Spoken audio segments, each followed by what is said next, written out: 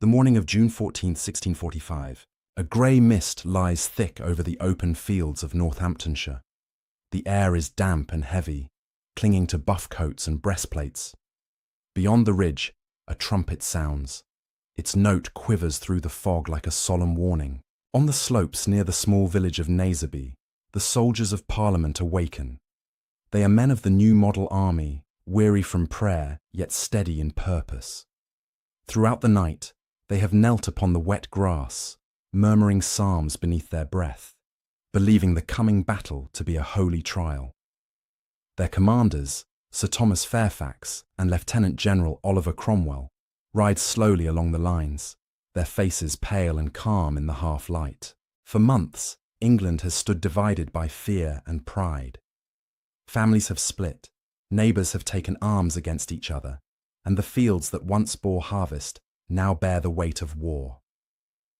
This dawn, all those years of anger and division will be tested by fire. Across the valley stands the Royalist army, loyal to King Charles III. The king himself is not present. His standard is carried beneath the command of his nephew, Prince Rupert of the Rhine. Rupert, proud and experienced, sits astride his horse and studies the parliamentarian line through the drifting fog. He has fought on battlefields across Europe and has earned a reputation for fearless charges and daring speed. Yet before him today stands a different kind of enemy, a disciplined, unified army that fights not for pay or plunder, but for what it believes to be the will of God. The numbers are nearly equal, around 12,000 men on each side, but the spirit of the armies could not be more different. Rupert's men are brave yet tired, loyal yet worn down by months of retreat. Their powder is scarce, and their faith in victory uncertain. Fairfax's soldiers are fresh, drilled and bound together by common purpose. Their scarlet coats glisten with dew, and their banners, painted with scripture, flutter in the morning wind. Each regiment believes it fights for the very soul of England. The sun begins to rise, the mist thins and turns to silver in the light. A wind from the west sweeps across the open ground, stirring the tall grass and the long shafts of the pikes. Drums begin to beat in slow rhythm. Artillery is dragged forward, the wheels creaking as gunners position their sakers and demi-culverins on the ridge. Parliament's guns fire first, each discharge booming like a blow against the heart of the earth. White smoke bursts from the muzzles and rolls toward the Royalist line. The smell of saltpetre and damp grass fills the air. Rupert answers with his own artillery. The roar of his cannon crashes back across the valley. Between the two lines, smoke drifts and curls until the valley becomes a ghostly sea of white. Through that haze, the soldiers advance. On Parliament's right flank, Cromwell leads his cavalry forward. 5 regiments of horse, more than 2,000 riders, move with precision. Their formation holds firm, each troop keeping equal distance, each rider gripping sword and pistol. Cromwell rides among them in iron armour, his eyes fixed on the far ridge where Rupert's cavalry wait. He knows that victory will depend on discipline rather than fury. His men, called the Ironsides, are soldiers of conscience as much as skill. Rupert lowers his sword. His cavalry surge down the slope at full gallop. The thunder of hooves shakes the ground, and the cry of "For God and the King" rises above the drums. The impact is immense, yet Cromwell's line holds. His troopers fire in controlled volleys, then close with cold steel. Swords flash, horses rear. The hillside vanishes in dust and smoke. At the centre, the infantry advance through the smoke. Musketeers fire by rank, the volleys merging into one long rolling crackle. Between them stand the pike blocks, long shafts thrust forward in dense formation. The sound of battle becomes a living storm of fire, smoke, and shouting. Men push against each other with the pikes, struggling shoulder to shoulder. The cries of "God with us" and "For the King" echo together until they blend into one roar of rage and faith. To the west, the Royalist flank begins to break. Cromwell sees it. He gathers his reserve squadrons and wheels them across the field in perfect order. Trumpets sound the advance. His cavalry sweep in a great curve that crashes against the exposed side of the Royalist army. Rupert's horse, still scattered after their first charge, are too far to return. The Royalist line collapses under the pressure. Within 2 hours, the field is lost. Fairfax pushes forward, his infantry pressing the last resistance. Cromwell's horse encircle the enemy. Flags fall, muskets are thrown down. The King's standard is captured, and the Royalist artillery silenced. The valley is filled with smoke, the air thick with the smell of powder and blood. When the smoke clears, the field of Naseby lies covered with the fallen. The warhorse lies beside the foot soldier, pike shafts broken and banners trampled into the mud. The cries of the wounded mingle with the wind. The Battle of Naseby is over. The King's army is destroyed, and with it the last hope of royal victory. Yet from this ruin will rise something entirely new, a nation forced to question its crown, its church, and the meaning of authority itself. Long before the thunder of muskets at Naseby, the Kingdom of England had already begun to tear itself apart. The causes of this conflict reached deep into the reign of King Charles III, a monarch devoted to his divine right, yet estranged from the will of his people. In 1625, Charles ascended the throne with a vision of sacred kingship. He believed his authority flowed directly from God, not from Parliament or the common consent of his subjects. At first, few challenged this idea. England had long been ruled by kings who claimed divine sanction. But Charles's stubborn nature and his deep faith in ceremony and order soon clashed with a generation that valued scripture, conscience, and parliamentary voice above royal decree. The heart of the conflict was money and faith. War with Spain and France drained the treasury. Parliament refused to fund the king's ambitions without oversight, and Charles, affronted, dissolved it. For 11 long years, from 1629 to 1640, he ruled without it.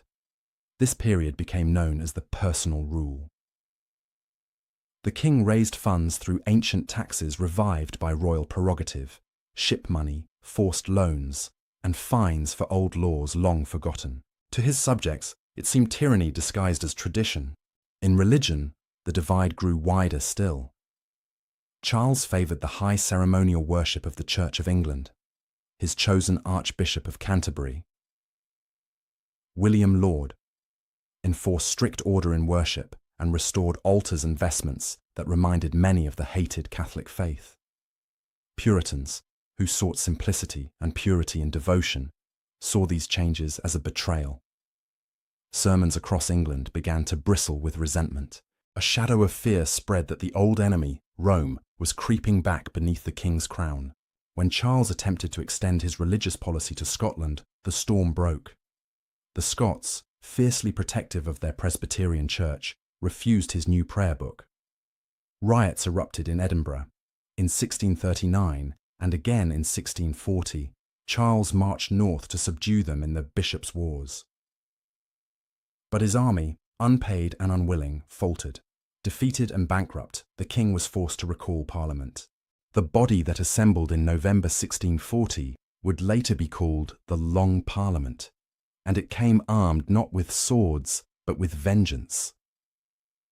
Many of its members, men like John Pym, believed they were rescuing England from creeping despotism. They demanded the trial of the king's ministers, the abolition of arbitrary courts, and limits on royal taxation. The king, cornered, was forced to concede again and again. The Tower of London filled with his advisers, including Archbishop Laud. Yet every victory of Parliament deepened Charles's resolve. He believed these men were tearing apart the sacred order of the realm. His court whispered of rebellion in disguise, of Puritans who would overthrow both altar and throne. The final spark came from across the sea. In October 1641, Ireland erupted in rebellion.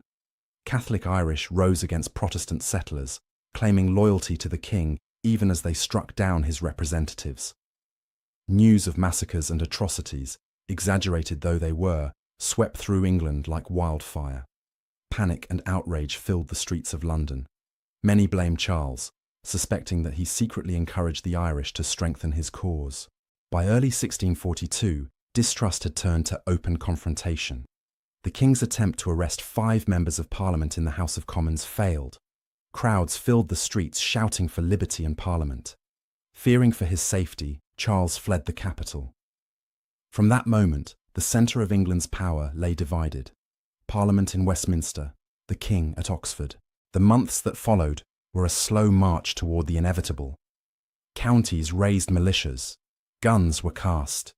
Church bells were melted into cannon. Friends and families chose sides, sometimes not from conviction, but from survival. By summer, both armies were ready to fight. On a fall.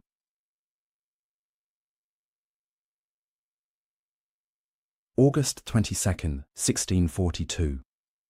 On a windy hill above Nottingham, King Charles I raised the royal standard. Witnesses said the flag snapped and twisted in the storm until the pole itself broke. It was a dark omen, but few yet understood how much blood would follow. In the months that came, England would learn the meaning of civil war, a struggle fought not against a foreign foe, but between brothers, fathers, and sons. The clash between Crown and Parliament was no longer a quarrel of words or principles. It had become a test of endurance, of faith, and of England's very identity.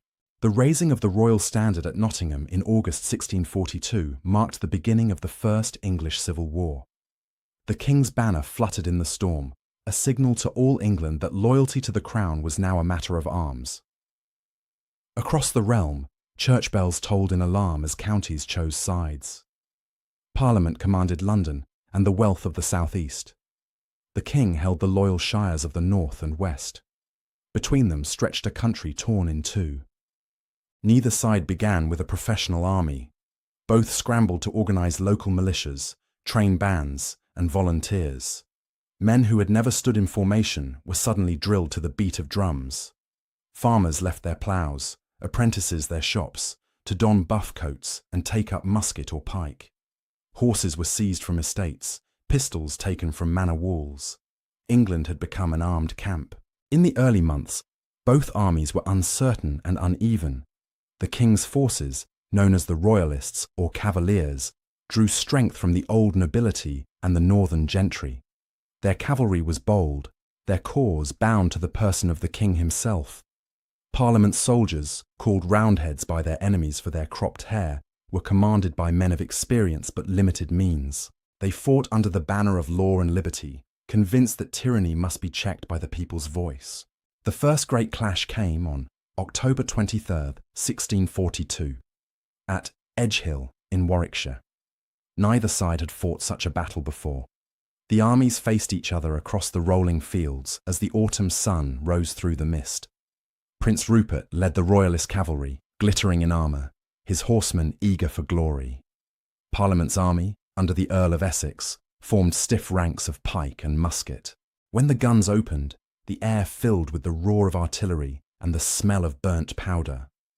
Rupert's horse charged like a thunderbolt, scattering Parliament's left flank, yet his men galloped too far in pursuit. On the other side of the field, Parliament's cavalry held firm and counterattacked. The result was chaos and confusion. As darkness fell, neither side could claim victory.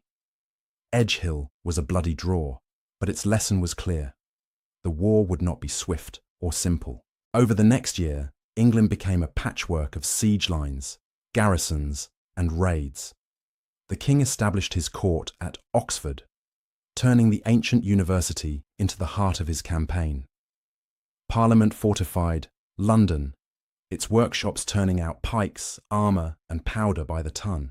Rivers became frontiers, towns became fortresses. In 1643, the Royalists seemed ascendant. Rupert's cavalry swept across the Midlands, taking Bristol and threatening London as itself. Yet even as they advanced, the King's forces were stretched thin. In the west, Sir Ralph Hopton fought for Cornwall and Devon, while in the north the Earl of Newcastle struggled to hold Yorkshire. Parliament answered with regional armies under Sir William Waller or Lord Fairfax, and Oliver Cromwell, each fighting bitterly for control of counties and strongholds. Religion sharpened every wound. Sermons before battle told soldiers they were fighting God's enemies. Parliament called for a day of fasting and humiliation, believing repentance might turn the tide. The king's chaplains urged his soldiers to fight for the church and crown. The war became not only political, but spiritual. By 1644, the balance began to shift. Parliament sought help from Scotland, signing the Solemn League and Covenant. In return for Scottish troops, Parliament promised to reform the English church along Presbyterian lines. That winter, 20,000 Scots crossed the border, their blue banners and psalm-singing ranks a new and powerful force. The decisive battle came in the north at Marston Moor, on July 2, 1644. The Royalists under Prince Rupert and the Marquis of Newcastle faced a combined army of English parliamentarians and Scots under Lord Fairfax and the Earl of Manchester. For hours, cannon fire rolled across the moor. As evening fell, Rupert's cavalry attacked, but Cromwell's disciplined horse met them head-on. The parliamentarian left, known later as the Ironsides, broke Rupert's charge, turned his flank, and swept the field. Marston Moor was a catastrophe for the king. His power in the north collapsed. York surrendered soon after, and Prince Rupert's reputation as an unstoppable commander was broken. Yet the war dragged on. Armies still clashed across the Midlands and the West, leaving behind burnt farms, shattered churches, and villages emptied by plague and famine. The soldiers who survived lived in constant hardship. Muddy camps, meagre rations, disease and cold were as deadly as musket balls. Many began to fight not for pay or plunder, but because they had no other life left to return to. By the end of 1644, Parliament realised it needed a new kind of army, one that could fight anywhere in England, loyal not to a region, but to a cause. The stage was set for the creation of a force that would change the course of the war and the fate of the kingdom itself. By the winter of 1644, Parliament understood that victory would not come through scattered regional armies or cautious generals. The king still held much of the countryside, and his forces, though bloodied, remained determined. The war had dragged on for 2.5 years, draining the nation's strength. If Parliament was to triumph, it needed discipline, organisation, and faith united under one banner. From this necessity came a radical idea.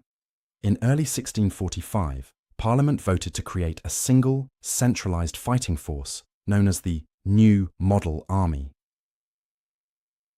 It would be commanded by professionals rather than nobles, paid from the treasury rather than by local taxes, and led by officers chosen for merit rather than birth. The measure was controversial, but the cause demanded it. The Self-Denying Ordinance, passed that spring, required members of Parliament to surrender their military commands. The reorganisation placed the army under new leadership. Sir Thomas Fairfax as Commander-in-Chief, Philip Skippon as Sergeant Major General of the Infantry, and Oliver Cromwell as Lieutenant General of the Horse. The creation of the new model army transformed the war. Recruits were drawn from across the counties, drilled to uniform standards, and bound by a strict code of conduct. They wore the same red coats, carried standardized weapons, and received regular pay. More importantly, they were infused with a shared spirit of purpose. Chaplains preached to the ranks that they were fighting not merely for Parliament, but for the godly reformation of England itself. Training camps echoed with prayer as much as with musket fire. Before battle, regiments gathered for sermons and psalms. Soldiers saw themselves as instruments of divine will, fighting for a righteous cause. The discipline that emerged made them unlike any other force in Europe. Cromwell's cavalry, known as the Full Ironsides, set the standard. They rode knee to knee in close formation, striking with precision and refusing to pursue plunder when victory was won. Their commander taught that courage and faith must stand in place of pride and fury. While Parliament prepared, the king's situation worsened. His armies were scattered and weary. The royalist treasury was nearly empty and supplies dwindled. Prince Rupert, though still brilliant, faced growing distrust from older courtiers. King Charles remained steadfast but isolated, his faith in divine right unbroken, even as his kingdom burned around him. In the spring of 1645, the king gathered his remaining strength. His field army, about 12,000 strong, was commanded by Rupert. He moved through the Midlands, besieging Section Leicester, which fell after a brutal assault in May. The news reached Parliament like a shock. Many feared that London itself might be the next target. Fairfax, newly appointed to command the new model, was ordered north to intercept the Royalists before they could strike again. The two armies moved through the heart of England, searching for advantage. Skirmishes flared in the hedged lanes and market towns. Both sides sought to draw the other into open battle. On Fawsty, June 13, 1645, scouts reported that Rupert had taken position near Naseby, a small village in Northamptonshire. Fairfax advanced at once. That night his soldiers preyed upon the moor, their watchfires flickering under the dark sky. They believed that the coming fight would decide the future of England. The dawn that followed brought the storm of Naseby. The new model army, still young but unified in discipline and purpose, met the Royalists in open field. Cromwell's horse stood steady against Rupert's charges. Fairfax led his infantry with unwavering calm. The battle raged for 2 hours, and when the smoke cleared, the king's army lay shattered. The victory at Naseby was not only military, but moral. Parliament soldiers captured the king's baggage train, including his private correspondence. Within it were letters revealing his secret appeals to foreign powers and Catholic allies. When these were published, they destroyed what remained of his credibility. Even those who had once doubted Parliament began to see the king as a man willing to endanger his own realm to save his throne. After Naseby, the Royalist cause spiraled into retreat. Fairfax's army marched from victory to victory, capturing towns and fortresses that had once flown the royal standard. Bristol, once thought impregnable, surrendered that autumn. Oxford, the king's capital, stood alone amid ruin. The war that had begun as a quarrel over rights and taxes had become something far greater. England had forged a new kind of army, and in doing so, had uncovered a new kind of power, one born not of royal command, but of faith, discipline, and a belief that men could shape their own destiny. The triumph of the new model army marked the beginning of the end for King Charles I, but it also opened a new and dangerous question. Who truly ruled England? The Parliament that raised the army, or the army itself? In the months after Naseby, the Royalist cause unravelled. The defeat had broken the king's main army, and his dream of regaining control of England began to fade. Yet Charles I refused to surrender. From the towers of Oxford, his court plotted desperate alliances, seeking help from Ireland, from the Scots, and from any prince in Europe who might still heed a plea from a shrinking throne. The war dragged through 1645 and into 1646. The new model army, now the most effective fighting force in the realm, moved methodically through the Royalist heartlands. Town after town fell to Fairfax and Cromwell. Bristol surrendered in September, its walls battered by parliamentarian guns. Devizes, Winchester and Basinghouse followed. The once great fortresses of the king's cause became smoking ruins. By the spring of 1646, only Oxford remained. The city had served as the king's refuge. Its colleges turned into arsenals and hospitals, its chapels echoing with the prayers of soldiers and courtiers. But even here, supplies were running out. Parliament's forces encircled the city, their siege lines tightening day by day. Within the walls, hunger and fear grew. On April 27, 1646, disguised in plain clothes, Charles slipped through the gates at night and rode north. He hoped to find refuge with the Scottish army stationed near Newark, believing that shared monarchy might earn him mercy. The Scots received him with courtesy but also calculation. Their own cause was strained, and the alliance with Parliament was uneasy. By May, Oxford surrendered to Fairfax, and the First Civil War was over. Yet peace did not follow. The victors now faced one another across a gulf of belief. Parliament wanted settlement under a constitutional monarchy. The Scots demanded the establishment of Presbyterianism across England. The new model army, unpaid and mistrusted, insisted on recognition and reform. At the centre of it all stood Charles, quiet, courteous, and unyielding. From his captivity, first under the Scots and later under Parliament, the king played a dangerous game. He sought to divide his enemies, to balance one faction against another. He negotiated with the Scots in secret, promising to impose Presbyterianism in England for 3 years if they would restore him to power. It was a fateful bargain. When the Scots learned that Parliament would not accept such terms, they decided to sell the king's custody to England for £200,000 in January 1647. The king was delivered to Parliament, but still he plotted. As debates raged between Parliament and the army, Charles watched and waited for his chance. The soldiers of the new model, angered by arrears of pay and suspicious of Parliament's intentions, grew restless. Petitions circulated through the ranks demanding justice and recognition. When Parliament ordered parts of the army to disband, the troops refused. Cromwell and Fairfax struggled to maintain order, yet they understood the mood of their men. In June 1647, a daring act changed everything. A young officer named Cornet George Joyce, acting with tacit approval from army leaders, rode to Holmby House, where the king was held, and seized him in the army's name.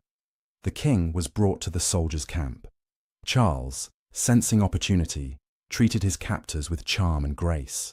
He walked among them, spoke kindly, and offered promises of reconciliation. Some soldiers began to believe he might yet be restored as a king in agreement, but trust soon shattered. In November 1647, Charles escaped to the Isle of Wight, where he entered new negotiations with both Parliament and the Scots. These secret dealings became known as the Engagement, an agreement to support a Scottish invasion of England in return for his restoration. The result was the Second Civil War of 1648. Royalist risings broke out across England and Wales. A Scottish army crossed the border under the Duke of Hamilton. Yet the new model army, hardened by victory and conviction, crushed them all. Cromwell destroyed the Scots at Hangre Preston. In August 1648, a brutal running battle fought through rain and mud. When the news reached London, Parliament split. The majority still hoped to negotiate with the king.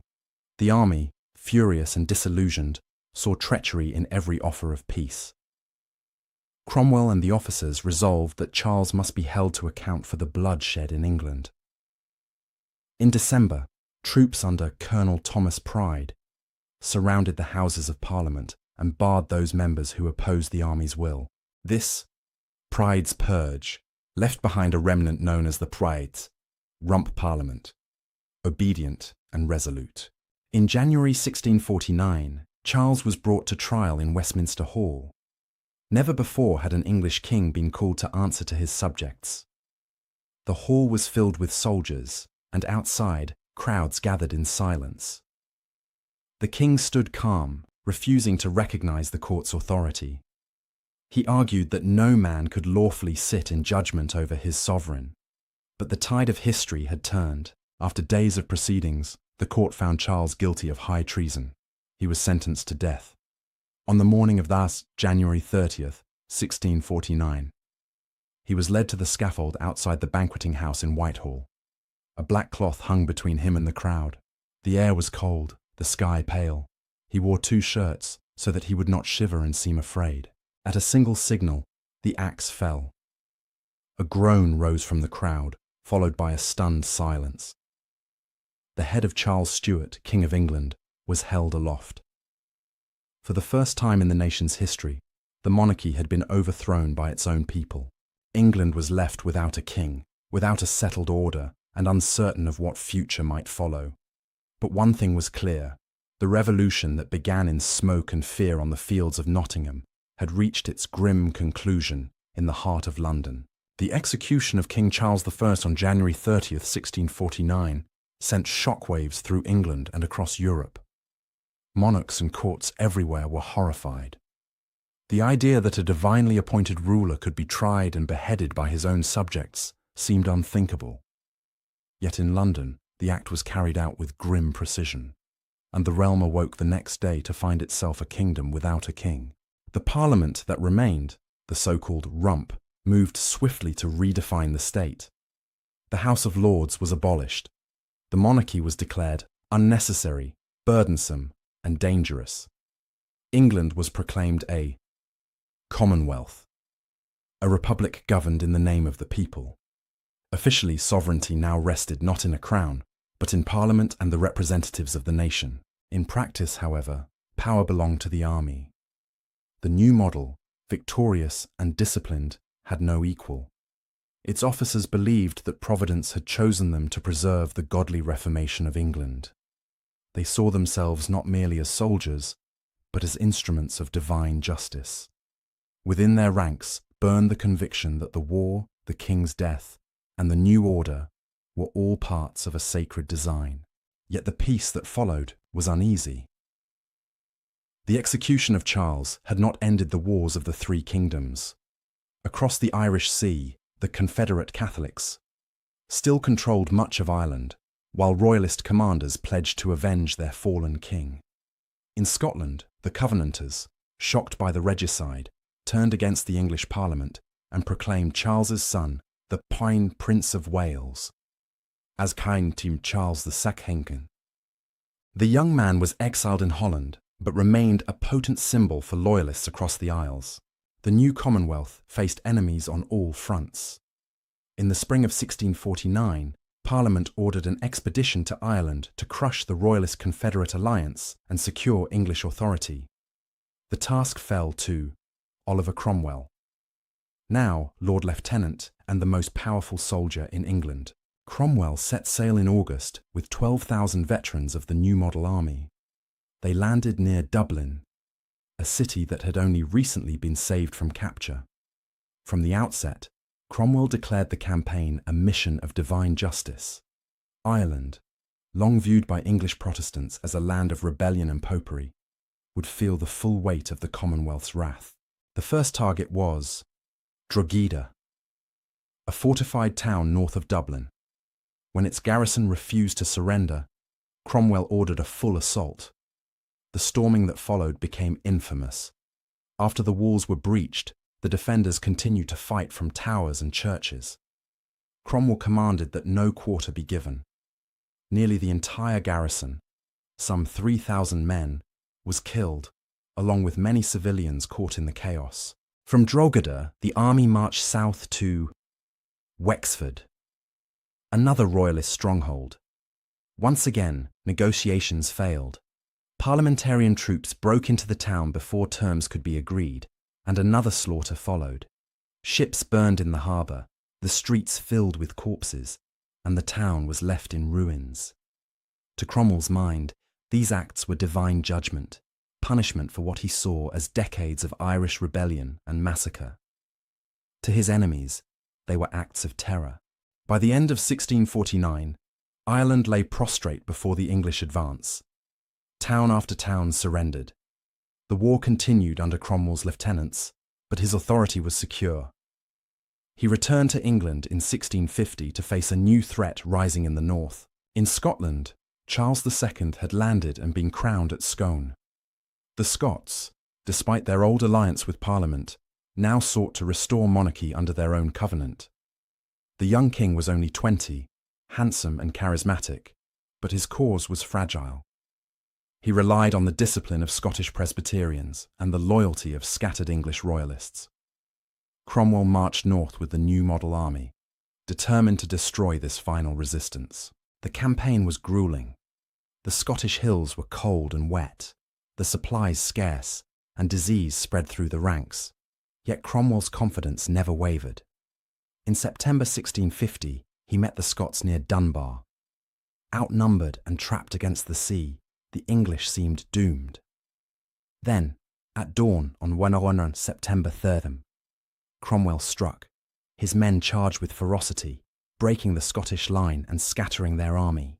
The victory at Dunbar opened the way to Edinburgh and crushed the covenanting dream of restoring monarchy under their terms. Charles II fled south the following year, gathering what men he could for a final gamble. His army crossed into England, marching through Worcester with the hope of rallying royalist sympathisers. But the countryside remained silent. Few rose to join him. On September 3rd, 1651, exactly 1 year after Dunbar, Cromwell's army surrounded Worcester. After a fierce day of fighting, Charles's forces were destroyed. The young king barely escaped, hiding for weeks in forests and farmhouses before fleeing to France. With Worcester's fall, the long wars were over. For the first time in its history, all of Britain and Ireland lay under a single authority, a republic born not from consensus, but from conquest. The Commonwealth now stretched across the islands, held together by force of arms and the unyielding will of its soldiers. Yet beneath the surface, questions began to stir. Could a nation forged in war govern itself in peace? Could faith and liberty survive the burden of power? And what would become of the army that had overthrown a king only to find itself the master of England? The Commonwealth that emerged after Worcester was a republic in name, but a military state in practice. Parliament ruled, yet its power rested on the pikes and muskets of the new model army. At its centre stood Oliver Cromwell, the soldier who had risen from minor gentry to the most powerful man in the kingdom. By 1652, Cromwell had subdued both Ireland and Scotland. The three kingdoms that once defied one another were now bound together under English authority. To his followers, he was a chosen instrument of Providence. To his critics, he was a general who had replaced a king. The Commonwealth faced daunting challenges. The wars had devastated the economy. Trade was disrupted, towns lay in ruins, and taxation weighed heavily on the people. The Rump Parliament, which had governed since the king's death, seemed increasingly self-serving. Many of its members sought wealth and position rather than reform. The godly officers who had fought for a new and righteous England grew restless, believing that Parliament had betrayed its calling. Cromwell himself grew disillusioned. Though he had fought for liberty under law, he saw the Rump as corrupt and sluggish. On Sepsis, April 20th, 1653, he resolved to act. Marching into the chamber with soldiers at his back, he addressed the stunned members. Without raising his voice, he declared that they had failed the people and must go. When they hesitated, he struck the table with his hand and ordered them to leave. The mace, symbol of parliamentary authority, was seized. England's experiment in representative government ended in silence. In place of the Rump, Cromwell and his council called a new assembly of godly men. It became known as the Barebones Parliament, after one of its more colourful members, Praise God Barebone, a London leather seller and zealous Puritan. The assembly tried to draft sweeping reforms, abolishing tithes, reforming the legal system and restructuring the church, but its members quarrelled endlessly. By the end of the year, weary of chaos, they dissolved themselves and handed power back to Cromwell. On December 16th, 1653, a new constitution, the instrument of government, was proclaimed. It named Oliver Cromwell as Lord Protector of the Commonwealth of England, Scotland, and Ireland. He accepted the office reluctantly, at least in appearance, kneeling to take the oath beneath the painted ceiling of Westminster Hall. The protectorate that followed sought to blend authority with reform. Cromwell ruled with the help of a Council of State and a single-chamber parliament, but ultimate control remained with him and the army. His government maintained strict order. Local militias, called the 8 Major Generals, were appointed to enforce morality and security. They suppressed gambling, drunkenness, and theatre. Sunday was guarded as a day of rest. Public festivals gave way to days of fasting and prayer. Yet Cromwell was not merely a tyrant cloaked in piety. He was driven by vision and faith. He allowed Jews to return to England after centuries of expulsion, believing tolerance preferable to persecution. He encouraged learning, trade, and the building of a navy that soon challenged Dutch power at sea. Under his rule, England's influence extended across the Atlantic to colonies in the Caribbean and North America. Still, beneath the order lay unease. The nation had grown weary of military rule. Taxes to support the standing army remained high. Many longed for the old stability of monarchy. Royalists plotted in exile, and pamphlets circulated in secret, portraying Cromwell as a usurper who wore the crown in all but name. In 1657, Parliament offered him that very crown. They proposed to restore kingship, believing it might bring legitimacy and end the divisions of the past decade. For weeks, Cromwell considered the offer. He prayed, consulted his officers, and weighed the burden of conscience. In the end, he refused. He would not wear a crown that so many had died to cast down. Instead, he accepted a second term as Lord Protector under a revised constitution. The following year brought both triumph and grief. England's navy captured Jamaica from Spain, securing a new foothold in the New World. But Cromwell's health began to fail. The years of war and sleepless labour had worn him down. His eldest son, Richard, lacked his father's strength and insight, yet the machinery of state continued to revolve around the Protector's will. In his final months, Cromwell's thoughts turned inward. He spoke of God's providence, of England's destiny, and of the heavy cost of peace. On September 3rd, 1658, the anniversary of his victories at Dunbar and Worcester, Oliver Cromwell died at Whitehall. Outside, a storm raged across the city. Many said it was the heavens mourning their chosen servant. He was buried with royal honours in Westminster Abbey, his coffin draped in velvet and guarded by soldiers. For a moment, it seemed the Commonwealth might endure. But without Cromwell's hand, the balance of power would falter. Within 2 years, the dream of a godly republic would dissolve, and England would once again look to its exiled kings. When Oliver Cromwell died in September 1658, the Commonwealth he had built began to crumble. His son, Richard Cromwell, inherited the title of Lord Protector, but not the strength or authority of his father. The army respected Oliver's iron will, not his bloodline. Richard, mild and uncertain, lacked the command to keep generals and politicians in line. The peace Cromwell had held together through discipline and faith now began to unravel. The officers of the new model army, restless and divided, argued over pay, power, and purpose. The Puritan order that had ruled the country seemed increasingly hollow. Churches stood half empty. The people, once awed by godly zeal, now longed for familiar rhythms of life. The ringing of church bells, the reopening of taverns and theatres, the comfort of old customs. Parliament, revived under the Protectorate's framework, began to turn against military control. The officers, in turn, forced Richard to dissolve it. England teetered once again on the edge of chaos. The republic that had executed a king was now adrift without a leader. In this uncertainty, one man saw opportunity. General George Monk, commander of the English forces in Scotland, was a cautious, pragmatic soldier. He had served both king and Commonwealth, and his loyalty was to order above ideology. In the winter of 1659, as quarrels consumed London, Monk marched his army south. His intent was clear: to restore stability, whatever form it might take. By February 1660, Monk entered the capital. The streets of London filled with cheering crowds. Soldiers stood uncertain, but did not resist. He recalled the Long Parliament that had been dismissed a decade earlier and urged its members to call new elections. The message was unmistakable. England would decide its own future through a free parliament.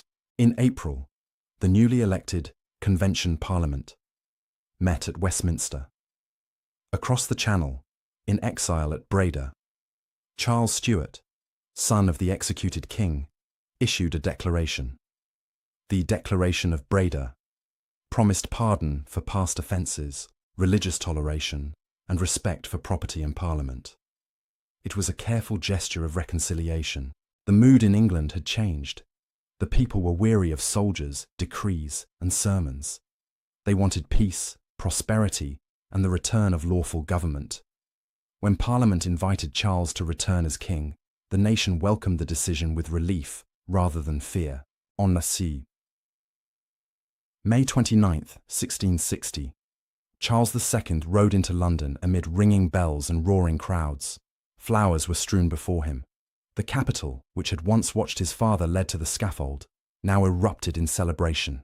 Bonfires blazed, taverns overflowed, and music filled the streets.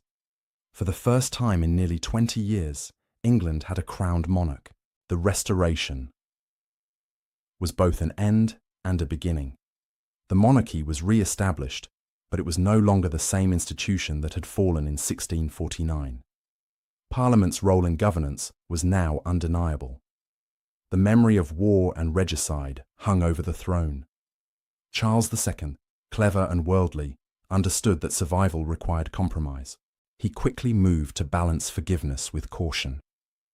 The Act of Indemnity and Oblivion pardoned most of those who had fought against his father, declaring a general amnesty, except for such as had an immediate hand in that horrid murder.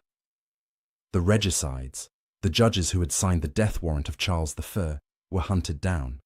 Some fled abroad, others were captured and executed. Oliver Cromwell's corpse was exhumed from Westminster Abbey, hanged in chains, and cast into a pit, a symbolic punishment for a man already beyond reach. Yet beneath the pageantry, deep divisions remained. The Puritan clergy, who had guided the nation during the Commonwealth, were driven from their pulpits. The Church of England was restored, its bishops reinstated, its liturgy renewed. Religious nonconformists, Presbyterians, Independents, Baptists and Quakers, found themselves again on the margins, fined and imprisoned for their dissent.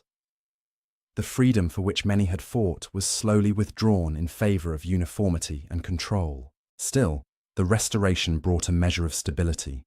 Trade revived, ships once again filled the Thames, and London thrived as the heart of a global empire beginning to stir. The theatres reopened, their stages alive with wit and laughter. Court life returned in a blaze of colour and indulgence. Charles II, called the Merry Monarch, surrounded himself with poets, philosophers, and mistresses. His court reflected a nation eager to forget its years of austerity. Yet the old questions remained unanswered. The balance between Crown and Parliament, between authority and liberty, had shifted but not settled. The fires that had burned in the 1640s smouldered still beneath the surface, ready to flare again in another century. For now, England rested. The soldiers of the new model faded into memory, their graves scattered from Ireland to Worcester. The scarlet banners of For God and Parliament were folded and stored, their slogans now echoes in history. The nation that had executed its king and then restored his son had been changed forever. The monarchy returned, but the idea that power might belong to the people had taken root. The struggle between conscience and command, faith and freedom, would define the English spirit long after the smoke of civil war had cleared. The guns had fallen silent, the banners were furled, and the monarchy restored. But the English civil wars left scars that would never fade. Between 1642 and 1651, nearly 200,000 people across England, Scotland, and Ireland had perished, soldiers and civilians alike, killed in battle, by plague, or by famine born of war. Entire regions were devastated. Fields lay untilled, towns were ruined, and families that had once shared pews now carried hatred across generations. The wars had begun as a struggle over royal authority, but had evolved into something far greater. They had shattered the unquestioned bond between ruler and subject, between church and nation. Never again could a king rule England solely by divine right. The beheading of Charles I, once seen as unthinkable, had shown that even a monarch could be held accountable by his people. The sword had made a new principle possible, that power, however sacred, could be judged by law and conscience. The social landscape of England was transformed. The gentry, those country families who had filled both armies, emerged dominant, their lands intact and their political power strengthened. But new voices had also risen from the ranks of common men. In the new model army, soldiers had debated ideas of government and liberty that would echo through centuries to come. In 1647, during the fall, Putney debates, ordinary soldiers and officers had spoken of voting rights, freedom of conscience, and equality before the law. Their words had been radical, even dangerous, but they revealed a new consciousness awakening in England. The Levellers. as they were called, believed that government should rest on the consent of the governed. Though their movement was suppressed, their ideals endured, whispering through the future like a promise yet unfulfilled. The war also changed religion. Before 1642, England had one church and one official faith. After the turmoil, that unity could never fully return. The Restoration reimposed the Anglican Church, but diversity of worship had already taken root. Independent congregations, Baptists, Quakers, and countless smaller sects survived in defiance of persecution. The belief that a man might worship according to his own conscience, once a treasonous thought, had become part of the national soul. In Ireland, the consequences were even more profound. Cromwell's campaigns had crushed rebellion, but left bitterness that would last for centuries. Land confiscations displaced entire populations. Irish Catholics lost vast estates to English Protestant settlers. The divisions of faith and land, sharpened by blood and conquest, set the stage for generations of conflict. Scotland, too, was transformed. The dream of a Presbyterian kingdom under divine covenant had ended at Dunbar and Worcester. Yet the Scottish Kirk endured, fierce and independent, preserving its faith in the face of English domination. The union of the crowns, once seen as a guarantee of peace, had instead revealed the deep differences among the three kingdoms that shared one monarch. Culturally, the war reshaped the English imagination. The poets, preachers, and chroniclers of the age wrote of judgment, providence, and the cost of sin. Sermons thundered of divine punishment. Pamphlets debated the meaning of freedom. The printing press, unshackled by censorship during the chaos, poured forth thousands of works, political manifestos, religious tracts, and personal diaries. Ideas once confined to scholars and courtiers now reached artisans and soldiers. A new public sphere was born, the forerunner of modern opinion and political discourse. The conflict also forged a new military identity. The new model army, though disbanded after the Restoration, had set a precedent for a professional standing army loyal to the state rather than to feudal lords. Its organization, discipline, and training influenced armies across Europe. Yet its presence during the Commonwealth had also left England wary of soldiers wielding political power. The fear of military rule would haunt the country for generations. On the world stage, England emerged stronger. The Commonwealth's navy, built under Cromwell, became the foundation of maritime empire. The wars had taught England to think not only as a kingdom, but as a nation-state, capable of projecting power far beyond its shores. Within a few decades, that navy would carry English merchants, settlers, and soldiers to the coasts of Africa, America, and Asia. Yet amid the achievements and progress, the memory of fratricidal war endured. Churches still bore the marks of cannon shot. In village churchyards, weathered stones recorded sons lost in the wars between king and parliament. Ballads told of battles fought in mist and rain, of neighbours turned enemies. The moral lessons of those years became woven into the national character. Suspicion of tyranny, reverence for conscience, and a deep belief in the limits of power. By the end of the 17th century, England would once again face questions of monarchy and freedom during the Glorious Revolution of 1688. But it would not fall into civil war again. The lessons learned in blood between 1642 and 1651 had reshaped the political world. The idea of constitutional monarchy, government by consent, and religious toleration all traced their origins to those storm years of rebellion and faith. From the silence of the battlefields to the debates in Parliament, the civil wars had turned England from a feudal kingdom into a modern nation.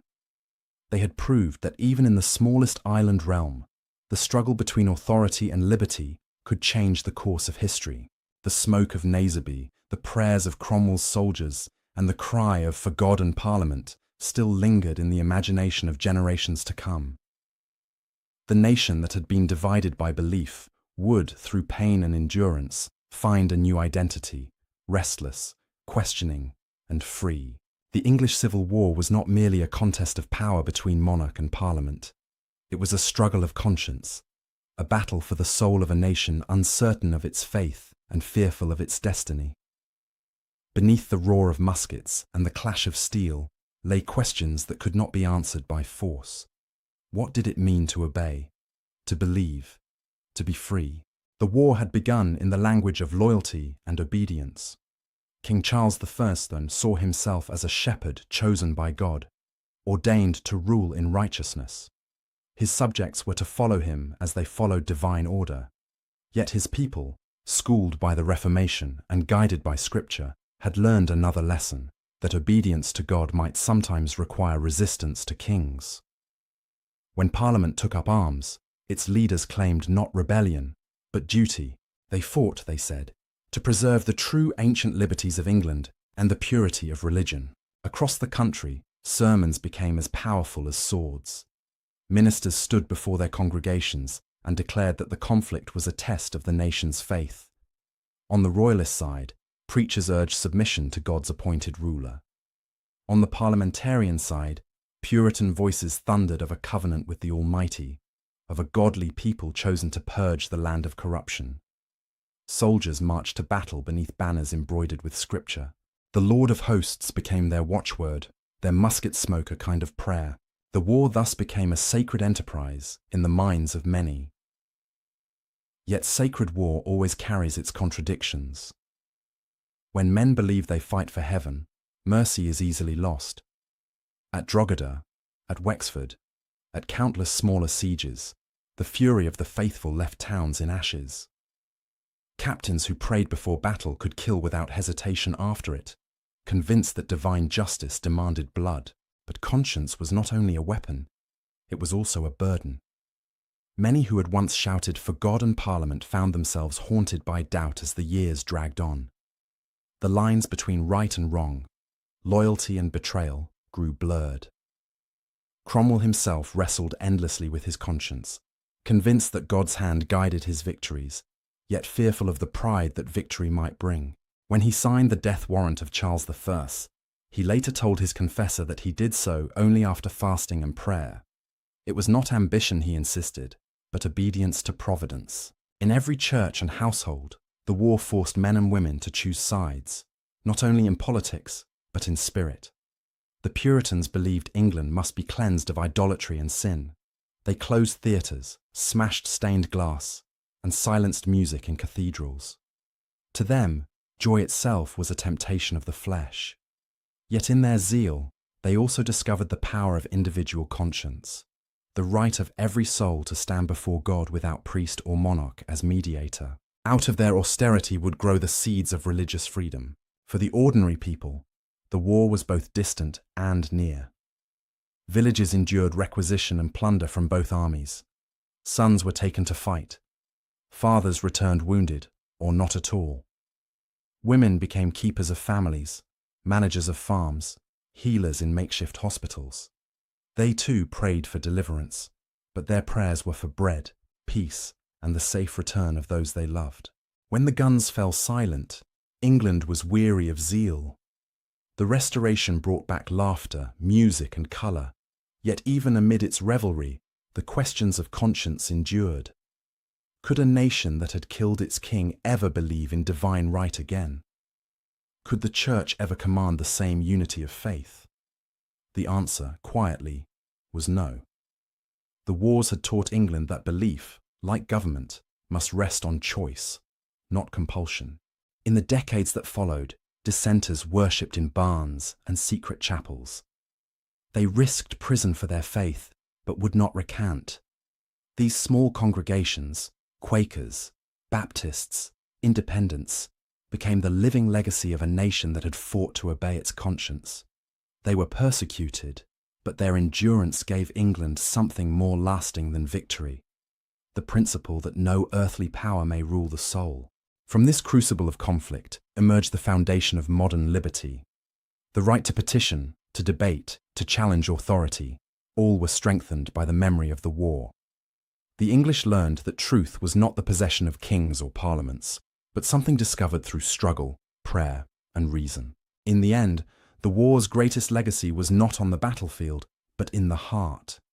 It taught that faith and freedom are inseparable, that conscience, once awakened, can never again be silenced. The scars it left upon the land were deep, but in those scars lay the birth of something enduring, the English soul itself, restless, skeptical, devout, and forever seeking balance between order and liberty. When the last muskets fell silent and the monarchy was restored, England stood changed beyond recognition. The landscape of power, faith, and identity had been remade. The civil wars, though ended, lingered in memory as a haunting echo, an unspoken warning of what happens when a nation turns upon itself. For years after the Restoration, silence covered the land. Few wished to speak of the rebellion that had cut a king's head from his shoulders. Veterans returned home, hiding their scars behind the rhythms of ordinary life. Former Roundheads and Cavaliers shared the same taverns, their loyalty whispered only in trusted company. In parish churches, the names of the fallen were read without mention of which side they had fought for. The country sought to forget, yet the war's shadow stretched over every field and every conscience. The war had begun in the name of principle, but it had taught England the price of absolutism, whether royal or revolutionary. The divine right of kings had died with Charles I, and though the crown returned, it was forever diminished. Parliament had discovered its strength. No monarch would again rule without it. The people, too, had tasted power. They had seen that kings could fall, that laws could be rewritten, and that faith could justify both mercy and murder. The balance between ruler and ruled would never be the same. Beneath this new balance, the legacy of the civil wars shaped the centuries to come. Out of its turmoil came the belief that government should rest upon consent, not coercion. The notion that conscience was sacred, that no man could be forced to worship against his will, became the cornerstone of English liberty.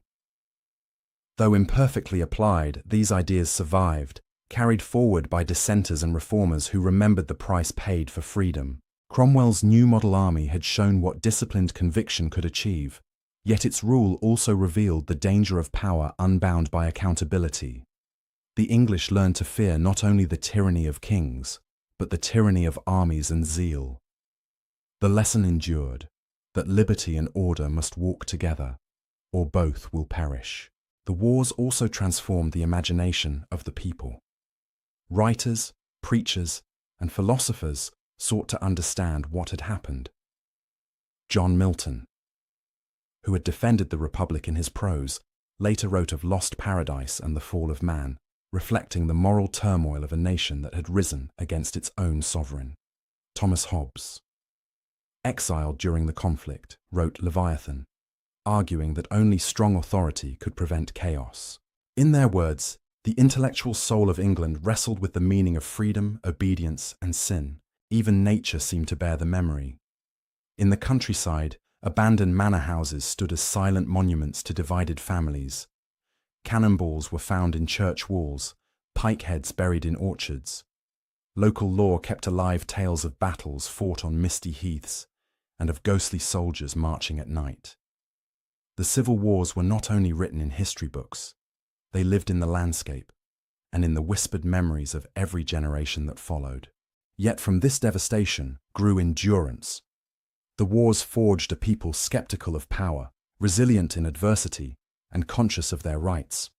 When, decades later, England faced another crisis during the Glorious Revolution of 1688, it did not erupt into another war. Instead, it changed kings peacefully, guided by law and reason rather than blood. That restraint was born from the memory of the 1640s, when too much zeal had drowned reason in smoke and ruin. The influence of the civil wars reached far beyond Britain's shores. In the following centuries, their ideals would echo in the political revolutions of Europe and America. The notion that rulers could be held to account by the governed, that liberty was the natural right of mankind, found its first fierce expression on English soil.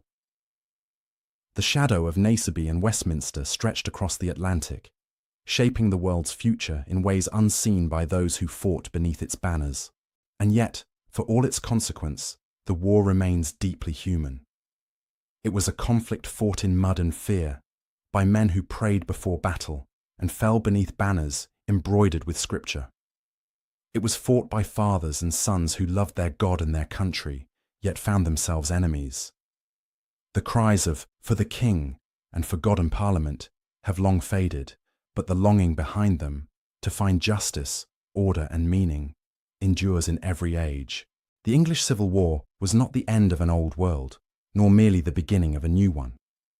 It was the moment when a people looked into the mirror of their own beliefs and saw both their nobility and their cruelty reflected back. It was a revolution of conscience, a test of faith, and the birth of modern England. As the centuries passed, the echoes of musket fire softened into memory, and the green fields once stained with blood grew quiet again. Yet under that calm soil lie the bones of those who fought for what they believed to be right. Their sacrifice endures not as a tale of victory or defeat, but as a warning and a legacy, the reminder that liberty, once awakened, can never again be silenced. Thank you for listening to our story. If you found this battle as fascinating as we did, please like this video and subscribe to British War History for more. We read all of your comments, so be sure to leave your thoughts below. We'll see you in the next video.